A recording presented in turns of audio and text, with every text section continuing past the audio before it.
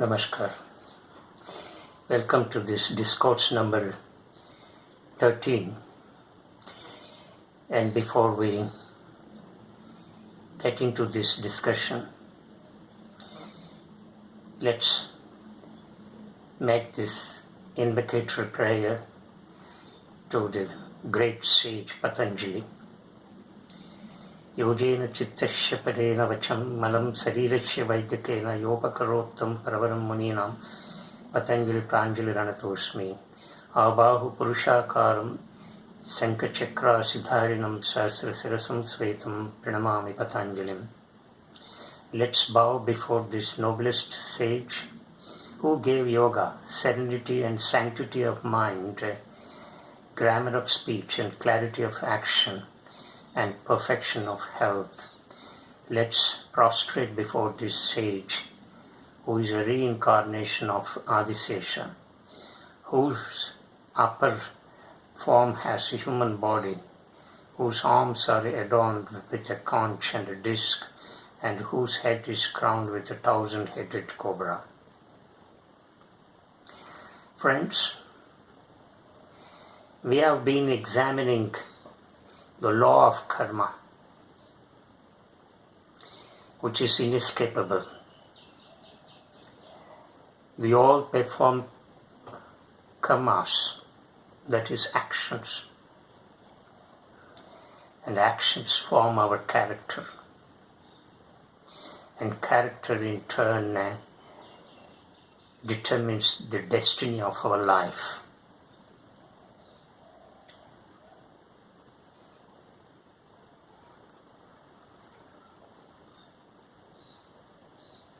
In the last 4 discourses, we have examined various aspects of this most beautiful and complex term karma. The speaker is convinced that the listeners are learning a lot about this complex term karma. Let's continue the discussion. Let's have a further insight into this most complex term and unravel the meaning that is hidden in it. All this discussion will enlighten us. They help the evolution of our body and mind and consciousness. In the present discourse, the speaker would like to take another dimension of karma.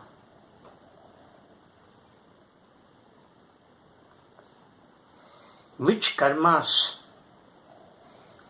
help or accelerate the evolution of our body and mind,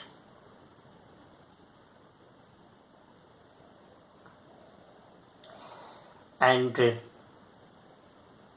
heightens the consciousness in us.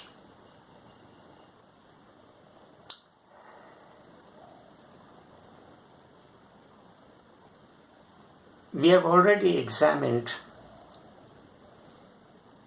in our previous discourse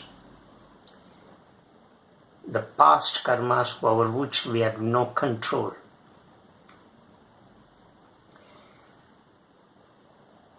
These karmas are called prarabdha karmas. Prarabdha karmas are those karmas not only performed in the immediate past, but also in the distant past.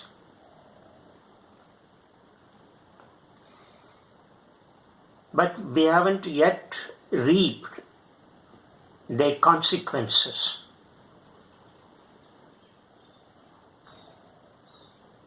We haven't reaped the consequences yet because we perform the actions with so much of rapidity and speed and quickness. So it's very difficult for one to face or experience the consequences immediately. So one has to wait. We do not know how long because we do so many actions. All these actions get cluttered. Therefore, it takes time.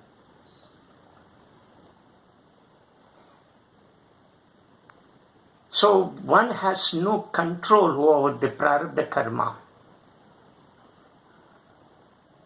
which we have inherited from our previous life or lives. We are bound to face the consequences of this prarabdha karma. It is inescapable. But as the speaker has already said in the previous discourse, that we have a control over the actions performed right now here in the present. And these karmas performed in the present are known as vartamana karmas. Vartamana means present. We have a control over these actions with the free will that is given to us. We can exercise our free will. Free will means the freedom, but doesn't mean that we can do as we like. But this free will should be accompanied by another instrument I have already introduced, that is viveka. Viveka stands for discriminationary power, the power of discrimination. So our free will should be accompanied by this viveka.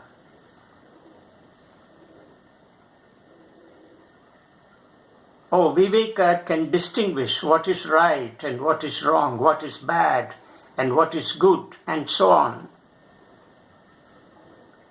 So we can perform such actions which seem to be good, not only to us, but also to the society. So we can have a control over the actions that we do in the present time,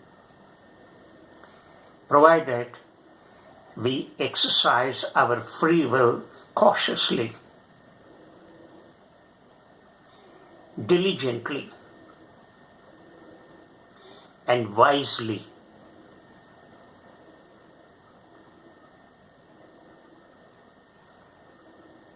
So when we are extremely cautious in performing such actions in the present, definitely such actions will help the evolution of our body and mind and consciousness.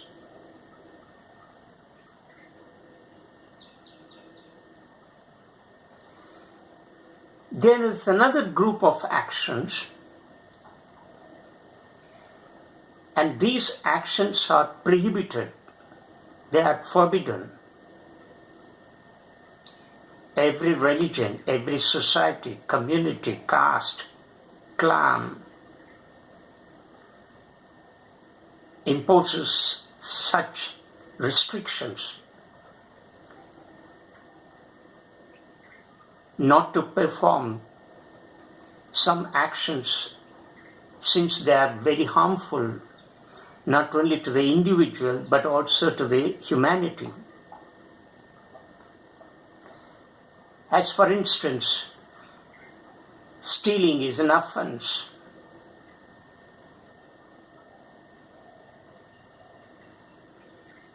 Stealing that which does not belong to you is a crime. Every religion professes this.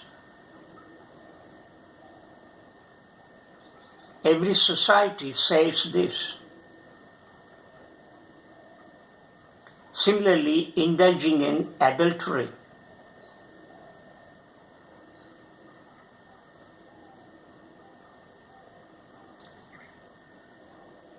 Not to entertain evil thoughts against your fellow human beings, and so on. Now, these are nishiddha karmas. Because these karmas are forbidden in every society. Not only every society and religion lays down such rules, even the institutions where we work, we are bound by the rules and regulations of such institutions. So the institution prohibits such certain karmas. So as long as we are employees in such institutions, we are bound by them. We have to follow these, failing in which we will lose our employment, we will lose our jobs.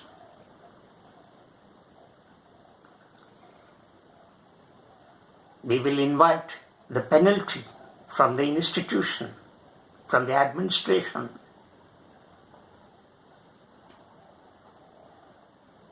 So these are nishiddha karmas.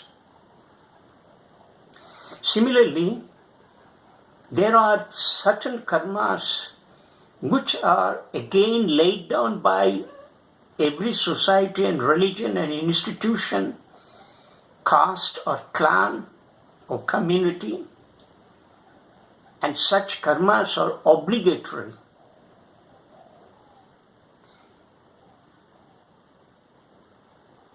They need to be performed. As for instance,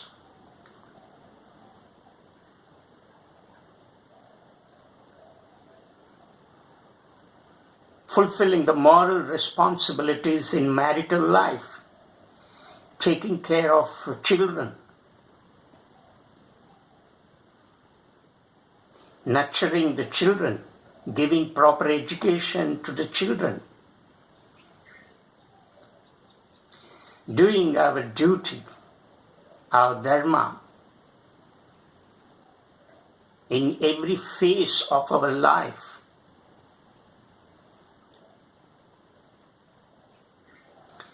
Following the principle of simplicity and contentment,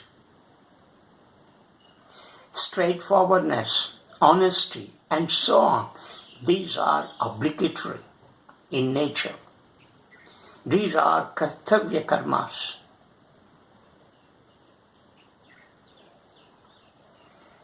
Now these karmas, the nishiddha karmas and kartavya karmas.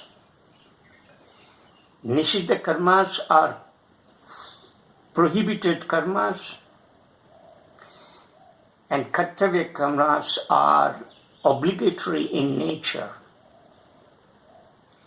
And these karmas, when they are followed in our life, they help, they accelerate the evolution of our body and mind, and improves the quality of our consciousness.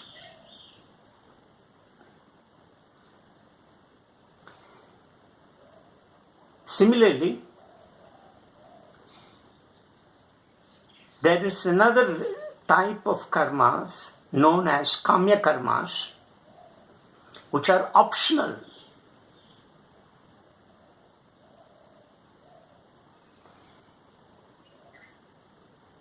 One can grow to any extent, one can develop,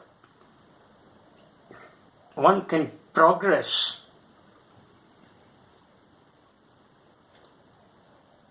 One can start a business and expand it. One can accumulate wealth. One can multiply that business and earn more money, become riches in the society.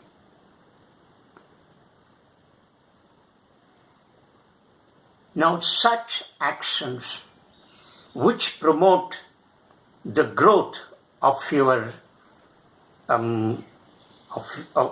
which help the growth of your physical needs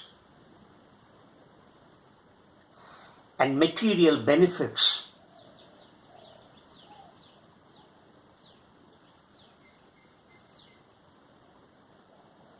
such are treated as self-centric. So there are self-centric actions which promote the growth of your riches, your knowledge, your property, your wealth, and so on, in a vertical way. There is nothing wrong in multiplying your business, in earning more money, but in an honest way.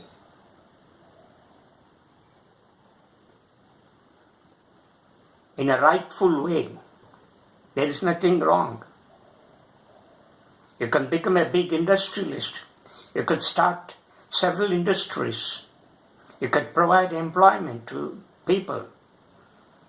You can create so much of resources, material for the development of the nation or society. There is nothing wrong in it. So, you can be self-centric here while performing certain actions. But when you become envious of others' prosperity, advancement, progress, when you become very jealousy or being very possessive of your prosperity, your wealth, your riches, then that is a negative quality. That is called being selfish. Oh, you need to distinguish between these two while examining this kamya karmas, being self-centric and being selfish. Being self-centric is a positive virtue. Being selfish is a negative quality. Oh, you can develop vertically, but at the same time, horizontal development is also needed. That is, whatever you earn, the surplus of your earnings must be used for the loka kalyana, for the sake of the welfare of the society and humanity. Then you are converting that being self-centric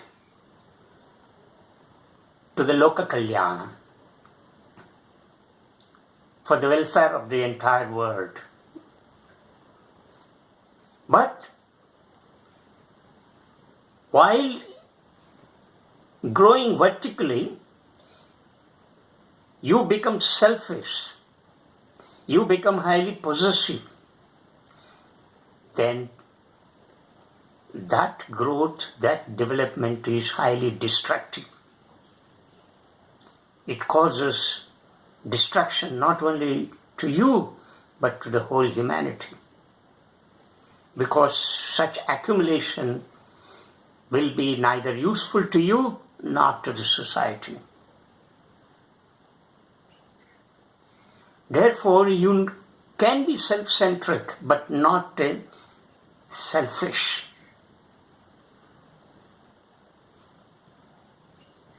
Because in being selfish, you will never grow.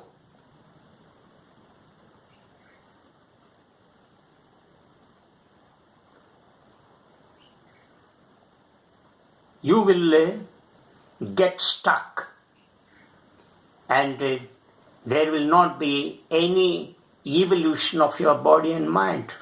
After all, we need to grow. We need to grow. How? We need to grow. We need to grow not physically, but psychologically and spiritually. So therefore, though kamya karmas are optional, these optional karmas can be exercised in a judicious way.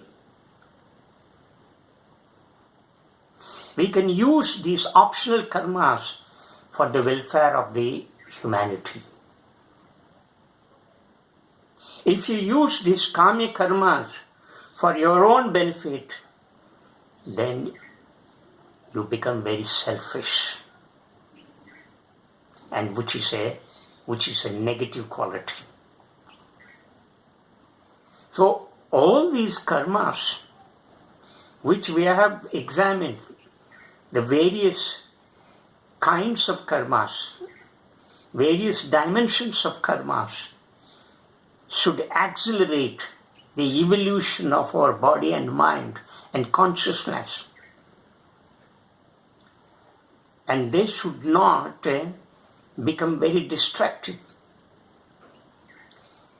In other words, these karmas should make us develop that sattvic guna.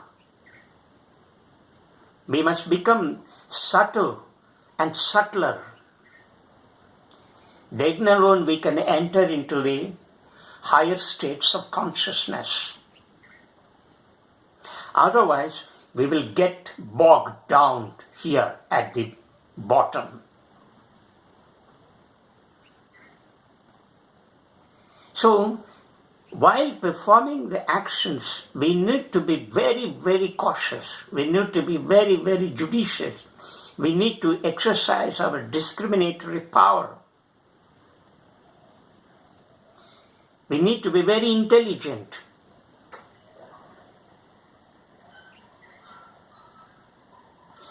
We should use our knowledge in a right way.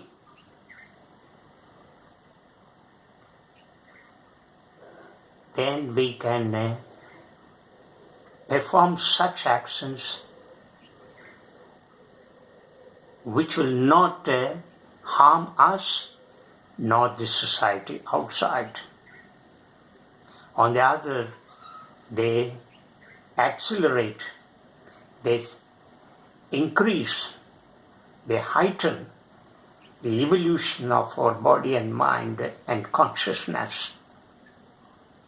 After all, we need to grow, we need to develop, we need to evolve from being crude to subtle and subtler. How we should do this? As the speaker has already said, a great deal of evolution of our body, mind and consciousness depends on the actions that we perform. It is these actions that we perform determine our character, our destiny. Therefore, we need to be very, very wise. We should use our wisdom and knowledge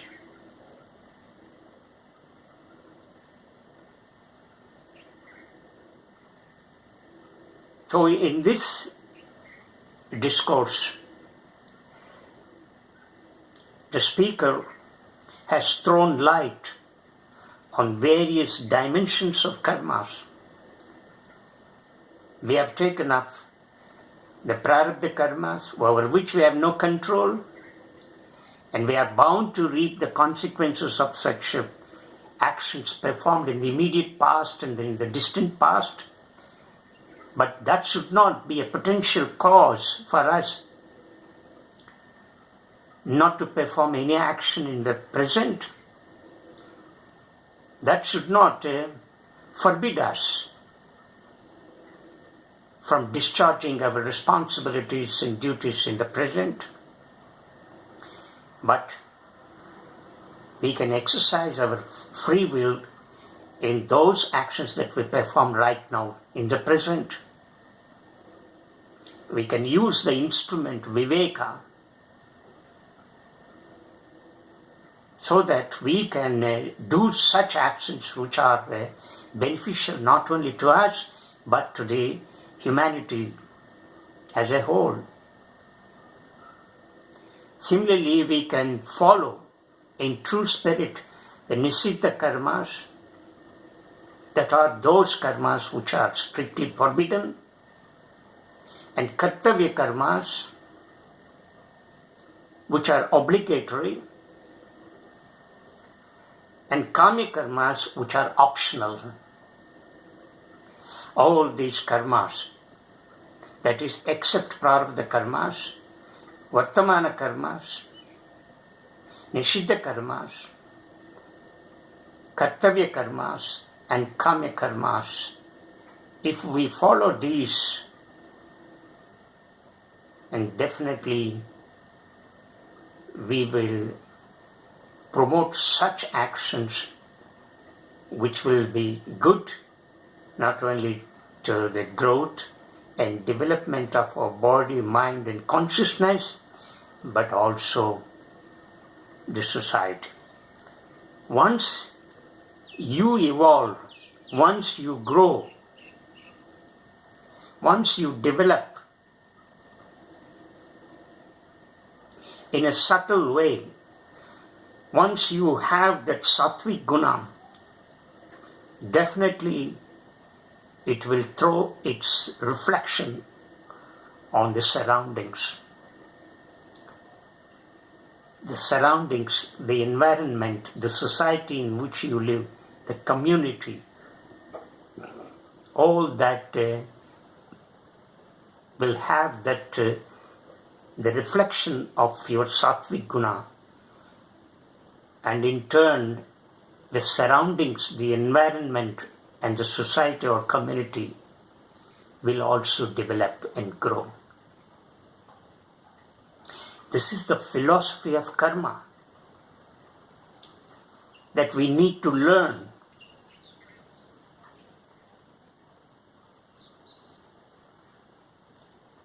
Oh, thank you very much. Namaskar. We shall meet in the next discourse. Listeners, kindly share these discourses with your friends. Let this knowledge, this experience, this wisdom that the speaker has gained spread to every nook and cranny of the world. Namaskar.